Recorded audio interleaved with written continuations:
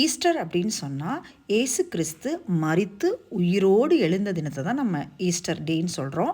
அதே மாதிரி அதுக்கு ஒன் மோர் நேம் வந்து ரெசரெக்ஷன் டே.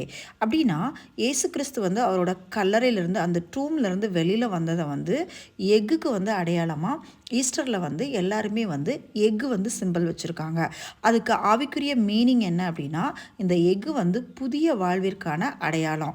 இந்த முட்டையில் இருக்கிற ஓடு வந்து நம்மளோட சரீரம். அதில் வந்து ஒயிட் அண்ட் எல்லோ அப்படிங்கிறது வந்து என்னென்னா நம்மளோட ஆவி ஆத்மா சரீரம். இந்த ஓடு உடஞ்சிருச்சு அப்படின்னா உள்ளே இருக்கிற எல்லோ அண்டு ஒயிட் வந்து நஷ்டமாயிரும். அதே மாதிரி நம்மளுடைய சரீரம் வந்து பாவத்துக்கு உள்ளாகும்போது நம்ம உள்ளே இருக்கிற மனுஷன் வந்து எல்லாமே நம்ம வந்து கெட்டு போயிடும். அதுபோல் முட்டை எவ்வளோ சேஃபாக நம்ம கையாளுறோமோ அதே போல் நம்மளோட சரீரத்தை பாவத்தில் விடாதபடிக்கு கரைப்படாதபடிக்கு நம்ம பாதுகாத்து கொள்ளணும். இதுதான் இந்த ஈஸ்டர் தினத்தோட சிறப்பு.